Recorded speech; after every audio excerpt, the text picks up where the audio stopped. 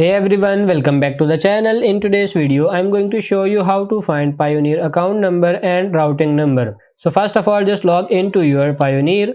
You will see this option Get Paid in the left side. Just simply tap on it. Then in this section, you will see different options. You have to tap on this Receiving Accounts. This is where all your approved accounts for receiving payments are listed. You will see a list of accounts you have already set up. Click the one you need the account number and routing number for. Just click on the account you want to get details for.